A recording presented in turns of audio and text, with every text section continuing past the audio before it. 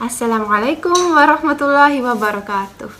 I would like to share my story on how I found Islam and how I became a Muslim. अस्सलामुअलैकुम वरहमतुल्लाहि वबरकातुहू।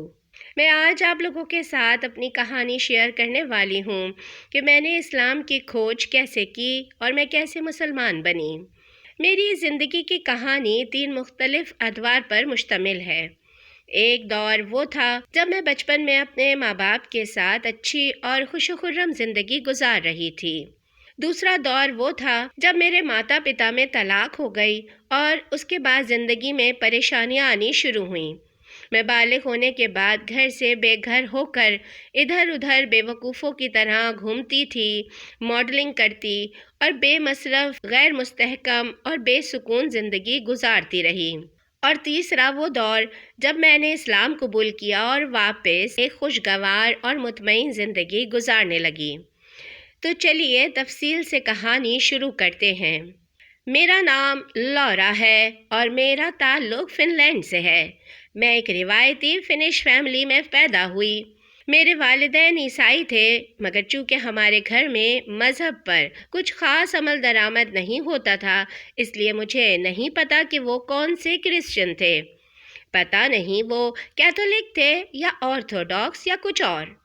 हम 2 बहन भाई हैं। मुझे और मेरे छोटे भाई को हमारे माता पिता ने कभी धार्मिक ज्ञान ही नहीं दिया था। हम बमुश्किल साल में 2 मरतबा चर्च जाते थे, एक मरतबा क्रिसमस और दूसरी मरतबा ईस्टर के त्यौहार पर। इससे आप लोग बासानी समझ सकते हैं कि मज़हब का हमारे घर में कुछ अमल दखल नहीं था। हाँ, मगर जहाँ तक मैं अपनी ज़ात के हवाले से बात करूँ तो मुझे नहीं याद कि मैंने कब और कहाँ ये बात सुनी थी, मगर ये बात मेरे दिमाग में बैठ गई थी कि गॉड हर वक्त हमारे साथ है और हम जब भी कहीं भी होते हैं अकेले नहीं होते, खुदा हमारे साथ होता है। जब मैं 4-5 साल की थी, मैं खुदा से बहुत ज़्यादा कुर्बत महसूस करती थी। मुझे याद पड़ता है कि जब कभी मैं अकेली घर के पिछले सहन में खेल रही होती थी, मैं यही सोचती थी कि खुदा मेरे साथ है और मैं अकेली नहीं हूँ। ये सोच मुझे बहुत ज़्यादा तहफ़्फ़ुज़ देती थी और मैं इस सोच की वजह से अंदर से खुद को बहुत मजबूत और महफूज महसूस करती थी। इसी तरह जब मैं 5 साल की थी तो एक मरतबा मैंने अपनी खाला से पूछा था कि गॉड कहाँ है। मेरी खाला ने मुझे बताया कि गॉड हर जगह है। वो सूरज, चांद, सितारों, हवा, पानी में हर जगह है। जब भी तुम कायनात के निज़ाम को देखो तो तुम्हें उसमें खुदा नज़र आएगा। दरख्तों के उगने में खुदा है, मौसमों के बदलने में खुदा है, यानी खुदा तुम्हारे इर्द गिर्द हर जगह है। खाला की इन बातों ने मेरे ऊपर काफ़ी असर किया था और मैं खुदा को हर जगह महसूस करने लगी थी। मैं शायद लफ्ज़ों में बयान ही ना कर पाऊँ, मगर मैं 5 साल की उम्र में खुदा से बहुत ज़्यादा कुर्बत महसूस करती थी। इसी तरह मेरी खाला और मेरी नानी ने मुझे मुख्तलिफ दुआएं याद करवाई थीं, मसलन खाने से पहले दुआ मांगना, सोने से पहले दुआ मांगना वगैरह वगैरह।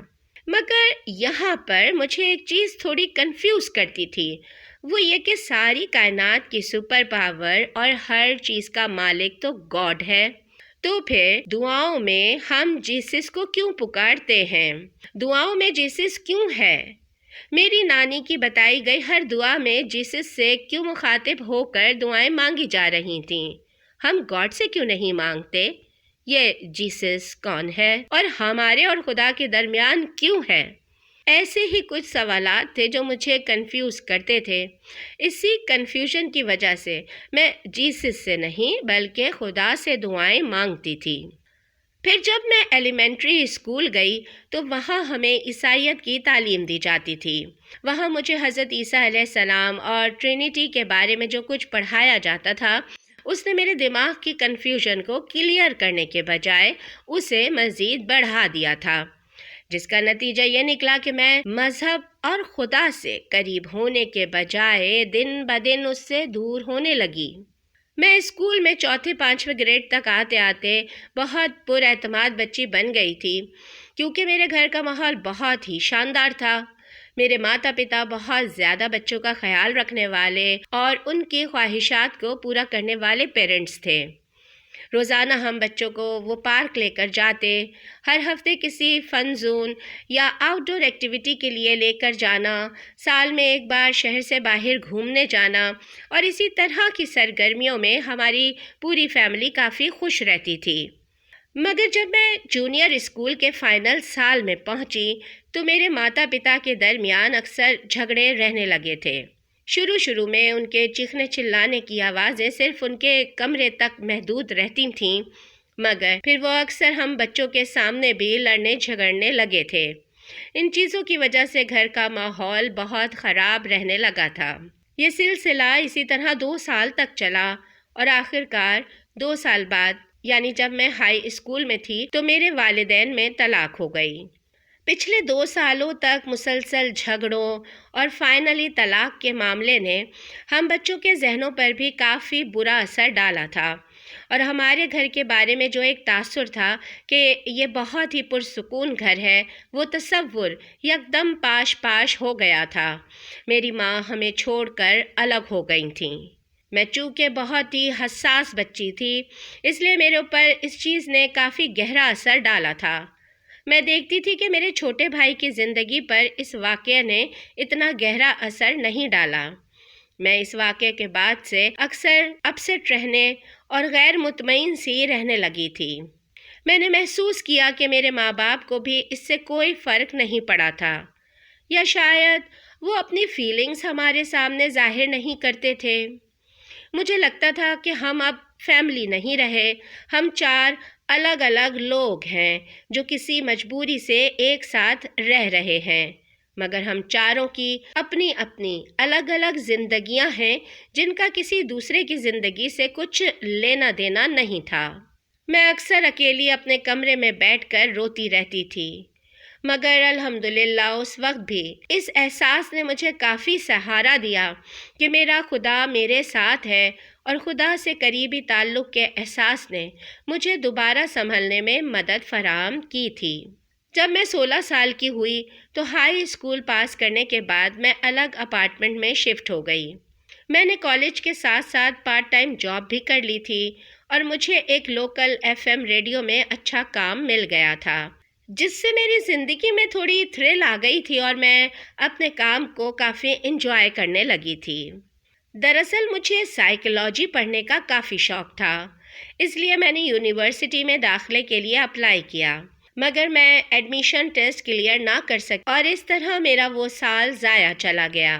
تو پھر میں فل ٹائم ریڈیو کو دینے لگی۔ وقتی طور پر میں شوبز کی دنیا میں کھو گئی، میں اچھے پیسے کمانے لگی تھی۔ مجھے سیر کرنے اور دنیا گھومنے کا کافی شوق تھا۔ بچپن میں میرے فادر ہمیں شہر سے باہر گھمانے کے لیے لے کر جاتے تھے، مگر میں ملک سے باہر کبھی نہیں گئی تھی۔ میں نے پیسے جمع کر کے کہیں باہر جانے کا پلان بنایا، اور میرا سب سے پہلا خواب انڈونیشیا گھومنے کا تھا، کیونکہ میرے ڈیڈ شروع جوانی میں کئی سال انڈونیشیا میں رہے تھے، اور وہ ہمیں انڈونیشیا کے قصے سناتے رہتے تھے، جس کی وجہ سے میرے دل میں ہمیشہ سے انڈونیشیا جانے کی خواہش تھی۔ میں نے نوٹس کیا تھا کہ میں دوسرے لوگوں سے تھوڑی مختلف تھی۔ میں اکثر دیکھتی تھی کہ میرے ارد گرد لوگ ایک روٹین کی زندگی گزار رہے تھے، کمانا، کھانا اور بل ادا کرنا، پچھلا مہینہ ختم ہو جائے تو اگلے مہینے کی فکر شروع کر دینا، بس ان کی یہی زندگی تھی۔ جبکہ میں سمجھتی تھی کہ کھانے کمانے سے ہٹ کر بھی زندگی انجوائے کرنے کا نام ہے، گھومنا پھرنا، نئی جگہوں کو ایکسپلور کرنا۔ یہ چیزیں آپ کو خدا کی قدرت دیکھنے اور خدا کو پہچاننے اور سمجھنے میں مدد کرتی ہیں۔ بچپن سے میرے دماغ میں ایک بات بیٹھی ہوئی تھی کہ خدا کو تلاش کرنا ہے، تو خدا کی خدائی کو کھوجو، وہ وہیں ملے گا۔ تو ہوا یہ کہ میں نے 1 سال اپنی ساری کمائی جمع کی اور میں انڈونیشیا چلی گئی۔ میں چونکہ اس وقت اپنی زندگی اپنے طور پر گزار رہی تھی، اس لیے مجھے کب زندگی میں آگے کیا کرنا ہے اس بارے میں اپنے فیصلے خود ہی کر رہی تھی۔ میں نے انڈونیشیا میں سب سے پہلے جو چیز نوٹس کی وہ یہ کہ لوگ، چاہے وہ جس بھی مذہب کے پیروکار ہوں، روحانی اعتبار سے اپنے مذہب سے بہت زیادہ کنیکٹڈ تھے۔ چاہے مسلمان ہوں، عیسائی، بدھ مت کے پیروکار ہوں یا ہندوازم کو فالو کرنے والے، سبھی لوگوں کی زندگیوں میں مذہب کی چھاپ بہت گہری تھی۔ اگر آپ کسی بھی انڈونیشین شہری کے پاس بیٹھیں تو وہ گھنٹوں آپ کے ساتھ مذہب کے ٹاپک پر بات کر سکتا ہے۔ وہ زندگی کے فلسفے اور انسانی زندگی پر مذہب کے اثرات کے ٹاپک پر آپ سے لمبی طویل بحث کر سکتا ہے۔ مجھے انڈونیشین لوگوں کا مذہب اور خدا سے کنیکشن بہت پسند آیا تھا اور مجھے ان کے طرز زندگی سے محبت ہو گئی تھی۔ مجھے فن لینڈ سے زیادہ انڈونیشیا اپنے گھر جیسا لگنے لگا تھا۔ میں جلد ہی یہاں کے معاشرے اور کلچر میں گھل مل گئی تھی۔ مجھے لگا کہ انڈونیشین معاشرہ میری سوچ اور میرے زندگی گزارنے کے فلسفے کے زیادہ قریب ہے۔ یہاں کے لوگ دنیاوی زندگی کے ساتھ مذہبی اور روحانی اعتبار سے بھی جس طرح خدا سے کنیکٹڈ ہو کر زندگی گزار رہے تھے، وہ بالکل ویسی ہی آئیڈیل زندگی تھی جیسی کہ میں گزارنا چاہتی تھی۔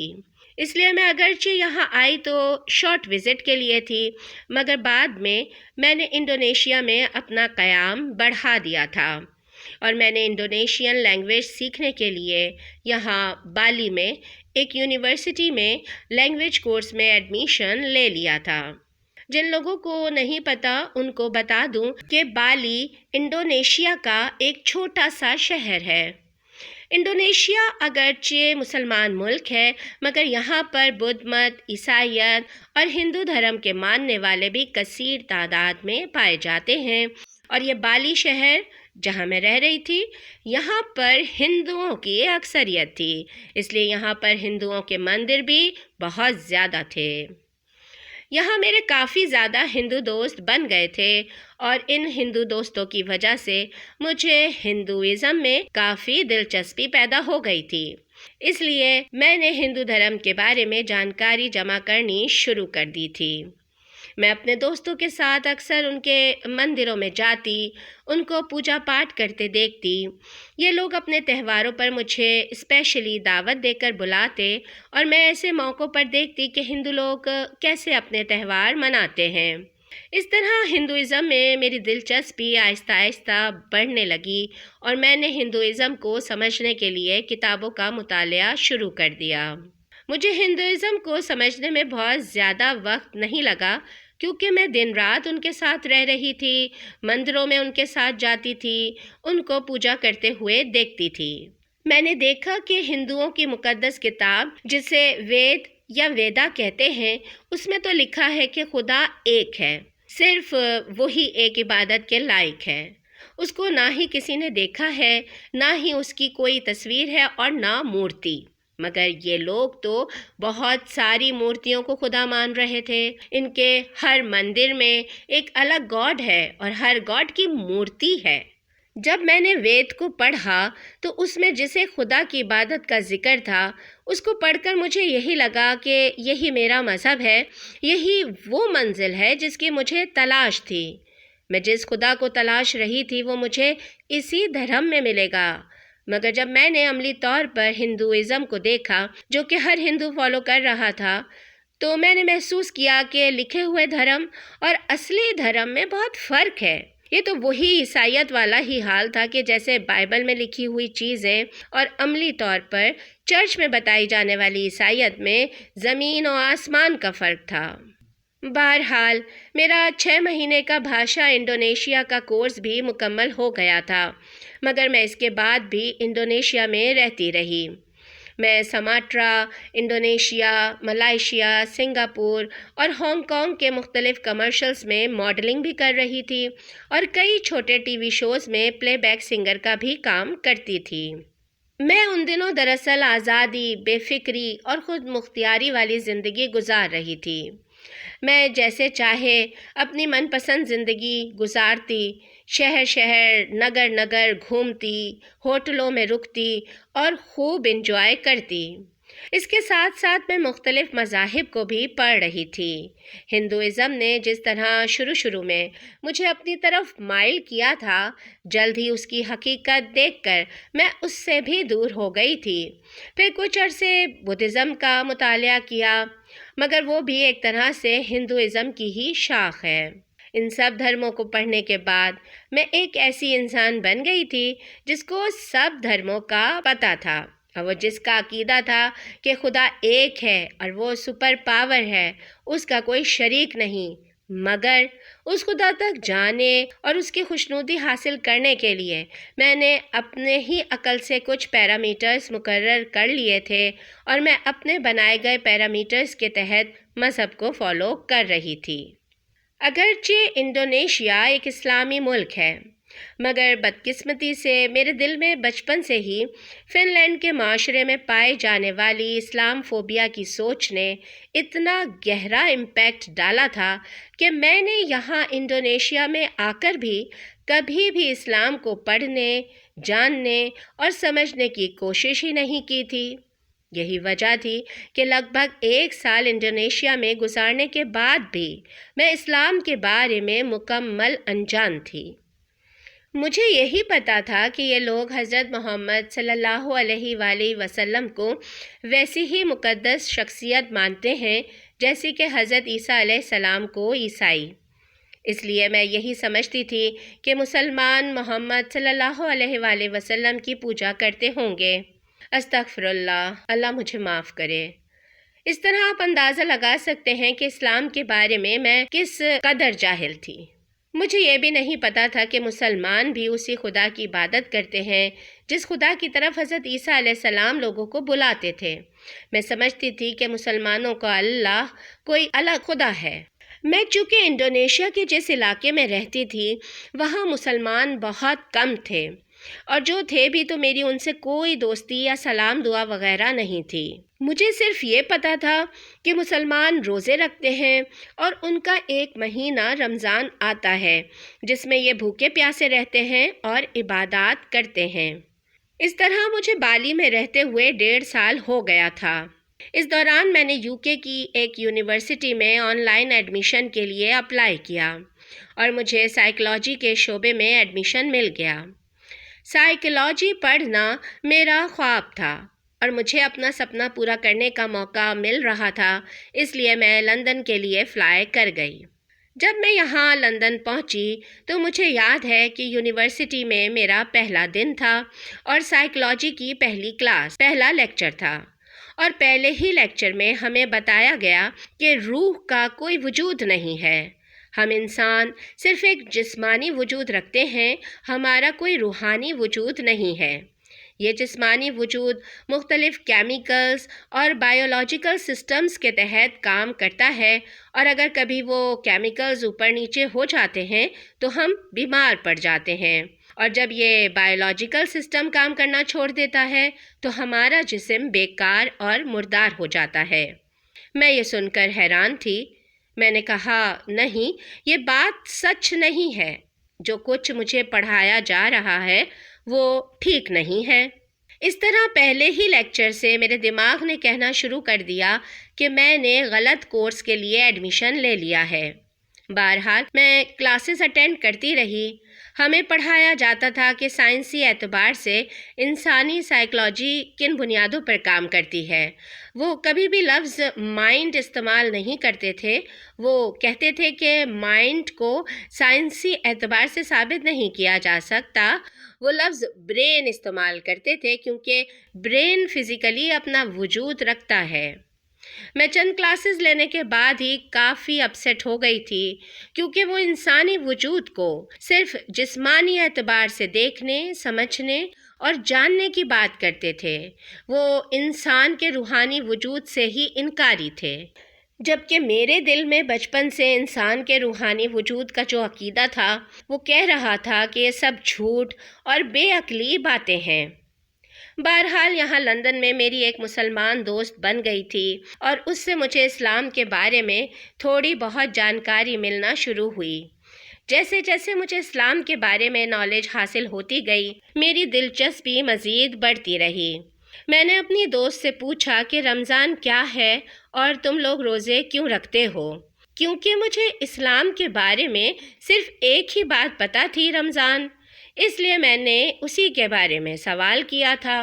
میری سہیلی نے مجھے تفصیل سے بتایا کہ رمضان کیا ہے، روزہ کیا ہوتا ہے، روزہ کیوں رکھتے ہیں، اور کس طرح رمضان ہمیں روحانی طور پر پاک کرتا ہے اور اللہ تعالیٰ سے ہمارا تعلق قائم کرتا ہے۔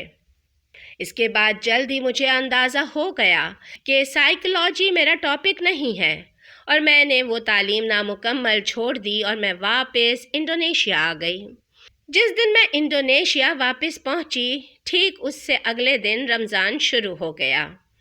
میں نے رمضان میں روزے رکھنے کی کوشش کی، مگر انڈونیشیا کے گرم موسم میں سارا دن بھوک تو برداشت ہو جاتی ہے، مگر پیاس برداشت کرنا مشکل تھا، جس کا نتیجہ یہ نکلا کہ میں صرف 3 ہی روزے رکھ پائی۔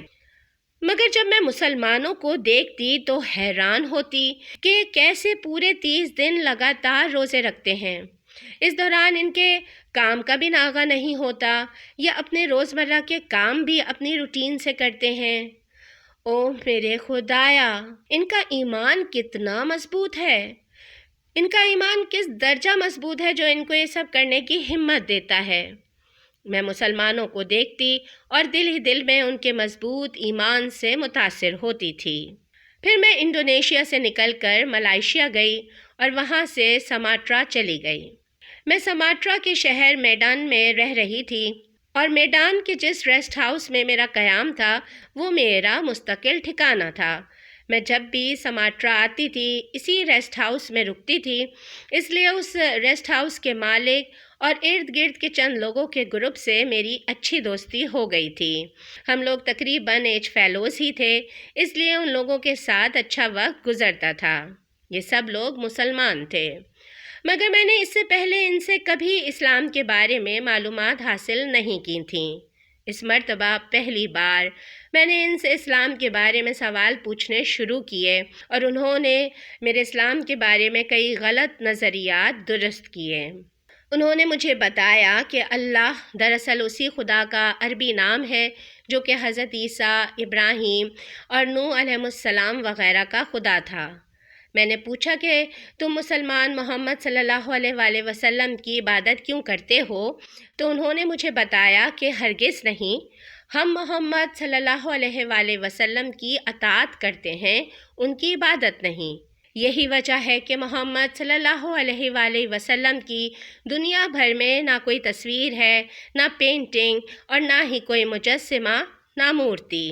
میں نے کہا ہاں، یہ بات تو مجھے پتہ ہے، محمد صلی اللہ علیہ وآلہ وسلم کی کوئی تصویر نہیں ہے، اور اگر کوئی ان کی تصویر بنانے کی کوشش کرتا ہے تو دنیا بھر کے مسلمان مشتعل ہو کر اسے قتل کرنے کے لیے تیار ہو جاتے ہیں، کیونکہ وہ اسے محمد صلی اللہ علیہ وآلہ وسلم کی توہین سمجھتے ہیں۔ مجھے ان لوگوں کی باتوں نے کافی متاثر کیا تھا، اور میری کافی غلط فہمیاں دور ہوئی تھیں۔ میں وہاں پر 1 مہینہ رہی، اور اس 1 مہینے میں میں نے اسلام کے بارے میں بہت ساری معلومات حاصل کیں۔ پھر میں 1 مہینے بعد ملائیشیا چلی گئی، اور میں پھر وہی اپنی من مرضی والی اور بے گھر ادھر ادھر پھرنے والی زندگی گزار رہی تھی۔ پھر میں دوبارہ لندن چلی گئی۔ وہاں مجھے ایک اچھی جاب آفر ہوئی تھی۔ میں نے وہاں کچھ عرصے قیام کیا اور بہت سارے پیسے جمع کیے، اور دوبارہ انڈونیشیا چلی آئی۔ اس مرتبہ میں ڈائریکٹ سماٹرا یعنی میڈان گئی اور اسی ریسٹ ہاؤس میں قیام کیا۔ میں اس وقت اپنے آپ کو کافی زیادہ بدقسمت تصور کر رہی تھی۔ مجھے سمجھ نہیں آتی تھی کہ میرا اصلی وطن، اصلی گھر کون سا ہے۔ میرا کوئی گھر نہیں تھا، میرا کوئی دیش نہیں تھا۔ مجھے اپنی زندگی بہت ہی بیکار لگنے لگی تھی، اور جب سے والدین کی طلاق کے بعد میں 16 سال کی عمر سے گھر سے نکلی تھی تو میں ایک خانہ بدوش والی زندگی گزار رہی تھی۔ ایک جگہ پیسے کمانا اور دوسری جگہ جا کر خرچ کر دینا، کیا یہی زندگی ہے؟ ایک رات میں نے سوچا، میرا گھر کہاں ہے؟ دنیا بھر کے لوگ جب زندگی کے دوڑ میں تھک جاتے ہیں تو گھر جا کر کچھ عرصہ ریلیکس کرتے ہیں۔ میری فیملی کہاں ہے؟ میرا گھر کہاں ہے؟ ایک دن ہوا یوں کہ ریسٹ ہاؤس کے پڑوس میں رہنے والی ایک خاتون میرے پاس آئیں اور انہوں نے انڈونیشین زبان میں کوئی لفظ بولا جو میں نے پہلے کبھی نہیں سنا تھا۔ وہ کسی ایونٹ کا نام تھا۔ وہ کہہ رہی تھیں کہ میرے گھر پر فلاں ایونٹ ہے، کیا تم شرکت کے لیے آؤ گی؟ میں نے کہا کہ اوکے، میں چلتی ہوں، اور میں ان کے ساتھ ان کے گھر چلی گئی۔ انہوں نے مجھے سر پر اوڑھنے کے لیے اسکارف دیا جسے میں نے سر پر لپیٹ لیا۔ پھر ہم ایک بڑے کمرے میں گئے جہاں کئی خواتین ایک دائرے میں بیٹھی ہوئی تھیں۔ میں بھی اس دائرے میں جا کر بیٹھ گئی۔ ان میں سے ایک کے ہاتھ میں کتاب تھی جس کے بارے میں اب جانتی ہوں کہ وہ قرآن تھا، مگر مجھے اس وقت نہیں پتا تھا کہ وہ کون سی کتاب ہے۔ وہ لڑکی بہت ہی خوبصورت آواز اور دل نشین انداز میں اسے تلاوت کر رہی تھی۔ مجھے نہیں پتا کہ وہ کیا الفاظ تھے اور کیا مطلب تھا، مگر اس کی آواز اور اس کے ردم نے مجھے اپنے جادو میں جکڑ لیا تھا۔ میں نے اس سے پہلے قرآن کو نہیں سنا تھا۔ مجھے نہیں پتا تھا کہ اس کو ایسی خوبصورت اور دل نشین لے میں پڑھتے ہیں۔ وہ عورتیں باری باری قرآن آگے بڑھا رہی تھیں اور ہر کوئی اس میں سے تھوڑا تھوڑا پڑھ رہا تھا۔ میں ان کے چہروں کو دیکھ رہی تھی کہ جب وہ قرآن پڑھ رہی ہوتی تھیں تو ان کے چہرے ایک دم دمک اٹھتے تھے اور پڑھنے والی کے چہرے پر ایک عجیب سا سکون اور اطمینان ہوتا تھا۔ میں ان کی قرآن سے جذباتی وابستگی کو دیکھ رہی تھی۔ میں ایک عجیب سی جذباتی تاثر کے ساتھ یہ سب سن رہی تھی کہ اچانک مجھے ایسے لگا جیسے وہ سب میرے دل میں، میرے سینے میں جذب ہو رہا ہے۔ اچانک ہی میری کیفیت بدلی اور مجھے 5 سال والی چھوٹی بچی لورا یاد آ گئی، جو گھر کے پچھلے صحن میں بیٹھی کھیل رہی تھی، جو کہتی تھی کہ خدا میرے ساتھ ہے، جو خدا کو اپنے ساتھ محسوس کر کے خود کو مضبوط تصور کرتی تھی۔ مجھے لگا کہ یہاں سرکل میں نہیں، وہ چھوٹی 5 سال کی لورا بیٹھی ہوئی ہے، کہ اچانک بیٹھے بیٹھے میں آگے کی طرف جھکی اور میں نے سر زمین پر ٹکا دیا۔ میں دھاڑے مار مار کر رو رہی تھی۔ مجھے لگا کہ آنسو نہیں، آج میری آنکھیں ہی ابل کر باہر آ گریں گی۔ وہ مسلسل قرآن پڑھتی رہیں اور میں مسلسل روتی رہی۔ جب وہ محفل ختم ہوئی اور سب عورتیں اٹھ گئیں تو میری میزبان میرے پاس آئیں اور انہوں نے کہا، کیا تم کلمہ شہادت پڑھنا چاہتی ہو؟ کیا تم ابھی اسلام قبول کرنا چاہتی ہو؟ میں اپنی اس وقت کی کیفیت لفظوں میں بیان نہیں کر سکتی۔ مجھے لگا کہ میں جو ساری زندگی سے دربدر تھی شاید اسی منزل کی تلاش میں تھی۔ میرے دل نے کہا کہ ہاں، یہی تمہاری منزل ہے۔ میں نے کہا ہاں، میں کلمہ شہادت پڑھوں گی ابھی اور اسی وقت پڑھوں گی۔ میرے دل میں ایک رتی برابر بھی کوئی شک یا شبہ نہیں تھا اور مجھے 200% یقین تھا کہ مجھے ابھی کلمہ پڑھ کر ابھی اسلام قبول کرنا ہے۔ میرے ریسٹ ہاؤس کے بالکل سامنے مسجد تھی۔ میری میزبان نے کہا کہ ہم ابھی امام صاحب کو بلا کر تمہارے کلمہ پڑھنے کا انتظام کرتے ہیں، مگر میرا مشورہ ہے کہ تم پہلے اپنے والدین سے بات کر لو اور ان کو اس بارے میں آگاہ کر دو۔ تو میں واپس اپنے روم میں گئی اور میں نے وہ سارا دن رو رو کر گزارا۔ اگلے دن میں نے اپنے ماتا پتا کو فون کیا اور ان کو بتایا کہ میں اسلام قبول کرنے جا رہی ہوں۔ مجھے شدید حیرانی ہوئی۔ میرے والدین نے نہ صرف اس کی مخالفت کی تھی بلکہ وہ کافی ناراض بھی ہوئے تھے۔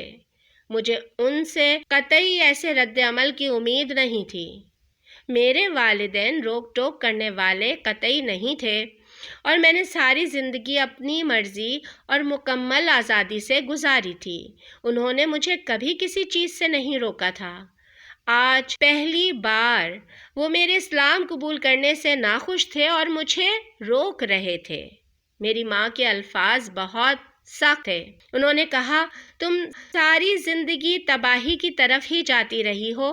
تم نے ہمیشہ اپنی زندگی تباہ کی ہے اور اگر تم یہ کام کرو گی تو اپنے تابوت میں آخری کیل ٹھوکو گی۔ بہرحال میں فیصلہ کر چکی تھی۔ اور اب چاہے کچھ بھی ہو جائے میں اس فیصلے سے پیچھے ہٹنے والی نہیں تھی۔